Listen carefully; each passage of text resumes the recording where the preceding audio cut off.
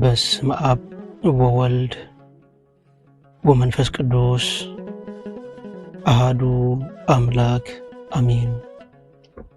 ዓለማት በፍቅር ዝገዝእ ጥንቲ ዝነበረ አልፋ ዓለም ሕሊፉ ዝነብር ኦሜጋ መጀመርታን መወዳእታን ዘይብሉ ናይ አቦታትና አምላኽ ናይ ሰራዊት ጌታ ስለትኽንገር ዘይክእል ምሕረቱ ስለትኽንገር ዘይክእል ፍቅሩን ርህራሄኡን ክብርን ምስጋናን አምልኾን ውዳሴን ስግደትን ንዕኡ ንበይኑ ይግባእ።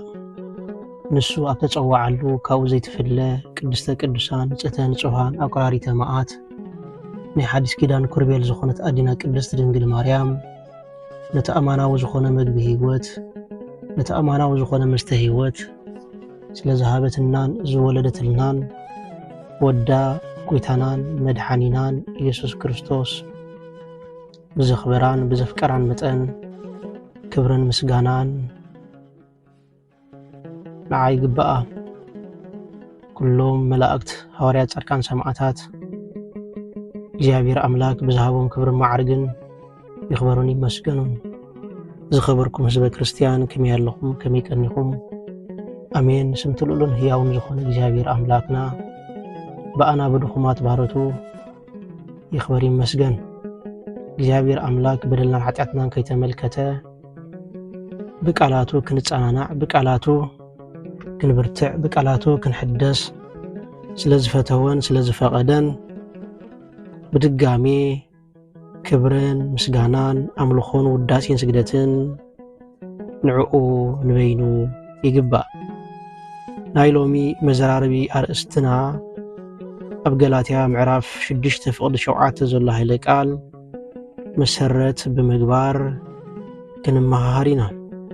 እግዚአብሔር አምላክ መንፈስ ቅዱስ ትምህርትና ይግለጸልና። ሰብ ነቲ ዝዘርኦ ንዑ እዩ ዝዓጽዶ እሞ ኣይትጠበሩ አምላኽ ኣይዕሾን እዩ ይብለና። እቲ ንስጉኡ ኢሉ ዝዘርእ ካብቲ ስጋ ጥፍኣት ክዓጽድ እዩ። እቲ ንመንፈስ ኢሉ ዝዘርእ ግና ካብቲ መንፈስ ናይ ዘለዓለም ህይወት ክዓጽድ እዩ። እንተዘይሰልኪናስ ግዚኡ ክንዓጽድ ኢና እሞ ንሰናይ ግብሪ ኣይንሰልኪን። በአርሲ ጊዜ ኾለና ንኹሉ ሰብ ምናዳ ግና ነቶም አመንቲ ስድራ ቤት ሰናይ ንግበር። ስለ ቃላቱ ስም እግዚአብሔር አምላክ ይኽበር ይመስገን። ሰብ ዝዘርኦ እዩ ዝዓጽድ አምላኽ ኣይጥበርን እዩ። እቲ ናይ ስጋ ዝዘርእ ናይ ስጋ እዩ ዝዓጽድ፣ እቲ ናይ መንፈስ ዝዘርእ መንፈስ እዩ ዝዓጽድ። ስለዚ አምላኽ ኣይጥበርን እዩ ይብለና ሐዋርያ ቅዱስ ጳውሎስ። ስለዚ ከይተሓለልና ሰናይ ነገር ክንዘርእ ከም ዘለና ግዚኡ ምስ በጽሐ ድማ ክንዓጽድ ምዃንና ሐዋርያ ቅዱስ ጳውሎስ ይምዕደናን ይመኽረናን። ወገናተይ ሎሚ ኣብዚ ዘመን እዚ እንዘርኦ ዘለና ዘርኢ እንታይ እዩ? ሎሚ ኣብዚ ህይወት እዚ እንዘርኦ ዘለና ዘርእታት እንታይ እዩ? እስከ ናብ ህይወትና እንመልከት። እንታይ ኢና ንዘርእ ዘለና?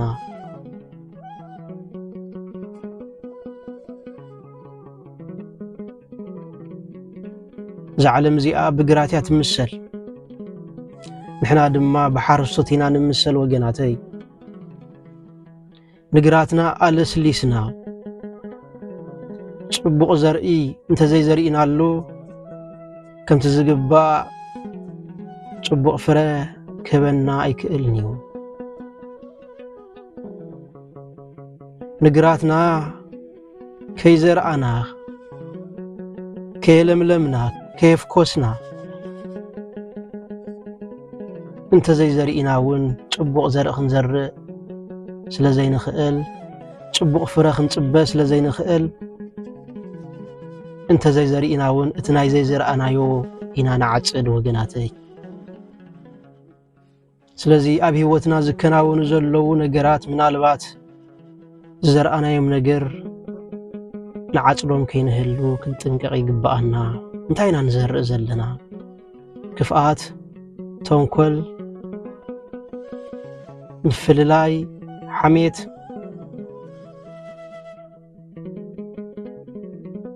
እንታይ ኢና ንዘርእ ዘለና ወገናተይ? ስለምንታይ ህይወትና ሕልኽላኽ ዝኸውን ዘሎ? ስለምንታይ ህይወትና ኩሉ ግዜ ኣብ ሓዘን፣ ኣብ ሰቆቃ፣ ኣብ ረበሻ፣ ኣብ ምንዋፅ ዝነብር ዘሎ? ስለምንታይ ህይወትና ጥዕና ዝስእን ዘሎ?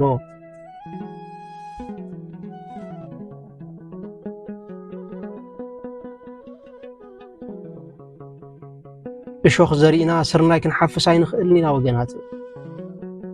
ሮማዲ ዘሪእና ጣፍ ክንዓጽድ ኣይንኽእልን ኢና ወገናት።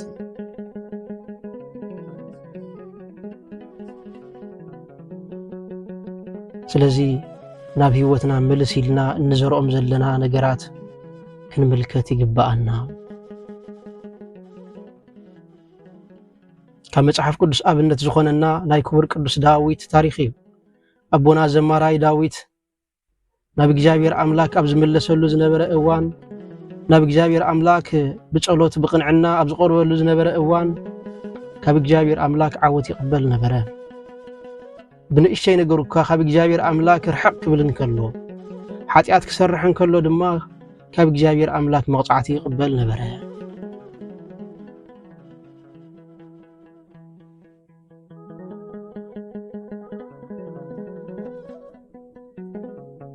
ኮይኑ ግና ብንብዓት ምስ ተነስሐ እግዚአብሔር ኣብ ህይወቱ ምሕረት ከም ዝዓጽድ ይገብሮ ነበረ።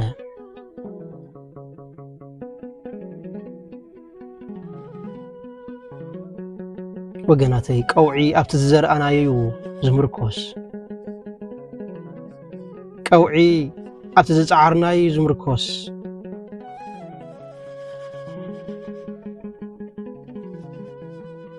ብዙሓት ሰባት ሎሚ ሓንቲ ከይተኸሉ ጽቡቕ መጻኢ ይደልዩ። ብዘይ ጸሎት፣ ብዘይ መንፈሳዊ ዕብየት ክሓፍሱ ይደልዩ። ብዘይ ይቕሬታ ሰላም ይደልዩ።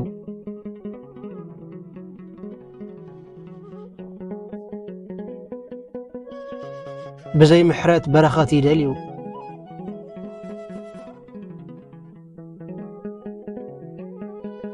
ነገር ግን መጽሓፍ ቅዱስና ይነግረና ንቐውዒ ዝውስኖ እቲ ንዘርኦ ዘርኢ ወገናተይ።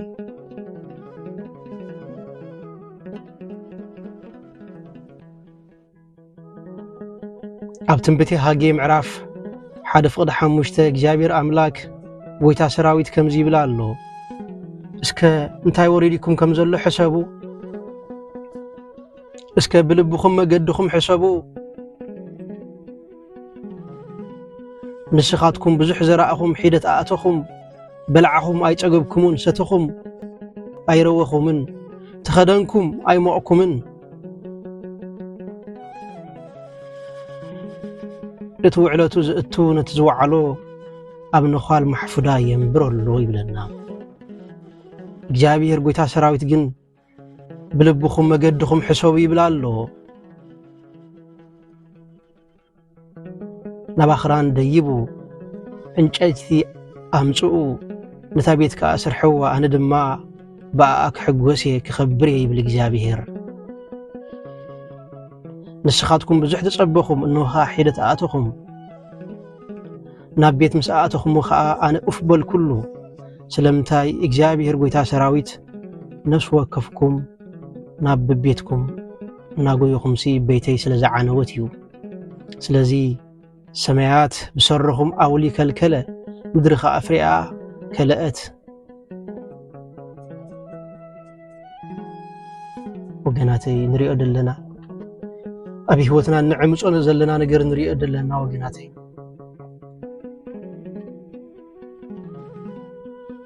እዚ ሃይለ ቃል እዚ ዝነግረና መንፈሳዊ ዘርኢ ወገናተይ። ንሕና ንዘርእ ዘለና ኣብ ስጋዊ ነገር እዩ። እቲ ናይ ስጋ ዝዘርእ ናይ ስጋ እዩ ዝዓጽድ። بيتي عنيان كلا بيت مقدس عنيان كلا نزا هاي لقال زخن ترجمو خلنا وجناتي بيت مقدس أملاق تبهيلا زلا سبنتنا تا خبرت زخونت منفساويت هيوتنا وجناتي بمنفساويت عنينا كلنا سقاو نجر نزرع لنا سقاو نجر دمانا عصد لنا وجناتي أب سقاو نجر برخت يلا ناي منفسي نسقا مليء زترف وجناتي سلازم انتاي وريدكم كم زلوس استوعلو حسابو يبلنا للجابير تبلعو موي تسقبون تخدنوا موي تموقون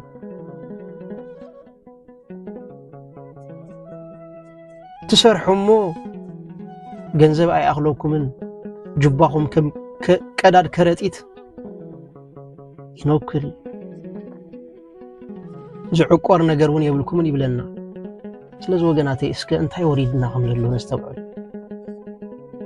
ኣብዚ ሰዓት እዚ እንታይና ንዘርእ ዘለና ስጋዊ ናይ ስጋይ ወገናቴ መንፈሳዊ ህይወትና ክንዘርእ ይግባአና ሰላም ፍቅሪ ቅሳነት ምሕረት ለውሃት يأخلن مبال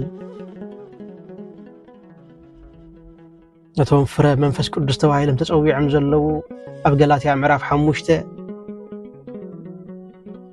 نعوم كنزري قبأنا وقناتي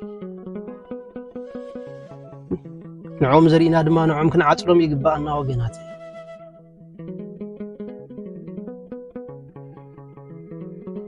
هو لوم يون انتخونه نعشتو زرئي سناي زرء نزرع نيشتو ጸሎት نيشتو ፍቅሪ نيشتو ምጽዋት نيشتو ጾም